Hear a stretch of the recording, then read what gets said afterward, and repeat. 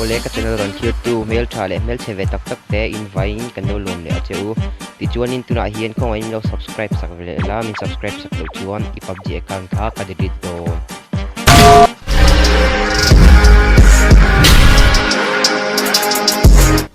M416 mid-range ale into chila hian atra MMA M416 at luk tu onom lawa mid-range spray apay chuan assault rifle hian ti chuan ama sabera chuan attachment fu chuan M416 sakola kan siam thayani magazine hi chuan extended quick draw lak turania ti chuan ama saber mazila hian mitam takin an ti sol phone na chun chu suppressor kan da thina ari hi moi inti wange ka thachung lawa amoi anti ni mitam tak chuan suppressor hi nima sare M416 chuan suppressor hi volo bur turania flash hider kan te sanga flash hider po hi TPP a khel kan tamzo ka chuwang chuan TPP a chuan omzi omlowa flash hider hian omzi nei lowa vertical recoil vel tem han eliminate ma se FPP khel tetan ro chuan tangkaya hemi a flash hi atibauta flash tim chu khami atlir zonga phezok zok hi ama atlir zok ron deng hi ti chuan M416 hi chuan amazila hian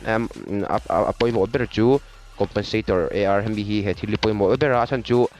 recoil hi eliminate atibawa khabi ka apaya compensator hian nasa takin apaya hian spray nasa takin puya ti chuan stock kan ta ti chuan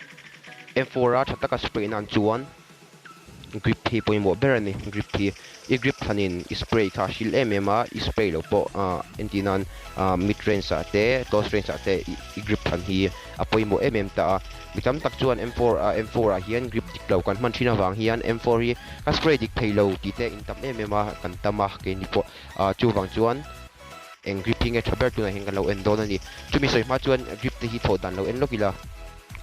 vertical grip hi mitam tak chung athanga he thili ti chuan vertical grip PM4 chuan han turan ni reng buka vertical grip hi and vertical recoil minus 15% apaya ti chuanin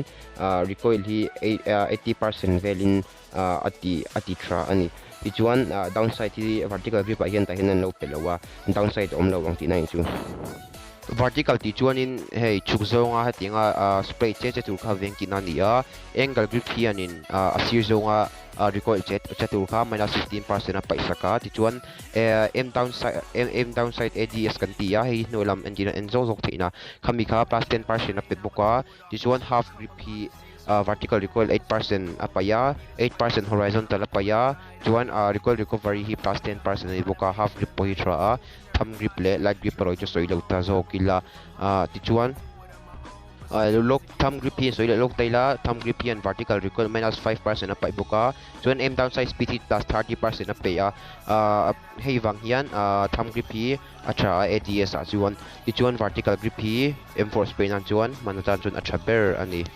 ole M416 into chilai mang venga em imang ngai lo in chuan M416 into chilai mang ve thin don nia athan chu M416 adamei chi 5 point mang dang tenen adamei chi chuin ang vek na in a bullet velocity hi atra drop weapon AUG hi 5 point mang ro chuan bullet velocity hi atra bera asang bera chuti rolin scar li hian M416 atheng rang zoka asirai mu hi arang akal rang zok ina chu AUG ai hnem hnek ma se ti chuan scar lt QBZ tam tak oma 5 point mang hi 5 point mang ro wa hian M416 achung nung bing atlem kan soidon ani M416 stock anaya stock hian stability APM stability tum je chu enge khami achet na te kha spray la achet na te kha APM stock hi chu sniper thren khat te chawin manga sniper te khatiang chau te kha manga ni M416 mang ve thata AR chuan stock mang chuna ni chuwang chuan M416 stock mana wang po hian athanga ta shim kha ti to pani chu stock kha thabi ke ti na ni chu lowin ni masere attachment tampo le sila kha chu stable ni maya ti chuan M416 hian mitam takin 6x kan spray thina chu chuanin ke hi ama chun nan gairo player kan nia chun heng gairo kan zir chawa chu chuan ka spray hi ka 6x spray du tu samlo MMA ni masera 6x spray tips and tricks claim tu na heng kanon soidon ani ole 6x spray tips and tricks bakhat chu ding chungai spray hianin recoil hi na di ka M416 attachment right dikta ka attachment na i-build pon recoil hi chu anavet pakathaw ni masara ven hi harlo bi ka silai dang ain 6 spray ro po hi ti chuan ding chunga spray ain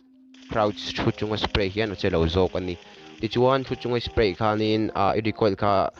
75% lai reduce via ti chuan prawn chung bok chung phei chuan recoil hi atle me ma M416 phei chu a then kha phei chuan che lo tluk te pon an spray theya ke ni chung an thei ve lo ta masa ke point zir chho mek zela ti chuan PUBG mobile a hian pro i du ani chuanin in zir tamla practice tamla ti chuan kha zong kha venia M416 guide attachment build dan turte M416 build dan turte attachment diktele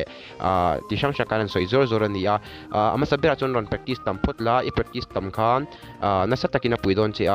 practice tam lo khazu pro thailo ani masa practice mi lo pro punom thawani masa practice tam nge chu pro na ani a ti chuan ni khata antidan game khel ma te kan I khel ma te kan hot drop ma te kan ve khatan practice la kut anti lumnan khatiang te kan han practice chau thin la thaview don ani ti chuan ka channel hi kong athakim lo subscribe sak ve ngei la mi lo like sak la thei chuan mi lo share sak ve sham don book ni peace out guys.